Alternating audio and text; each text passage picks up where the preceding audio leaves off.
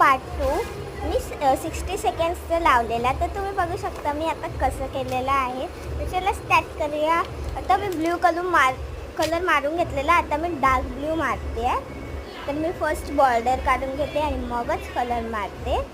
याच्या आतमध्ये मी कलर मारणार आहे आता. तर मग चला आता कलर मारून घेऊया.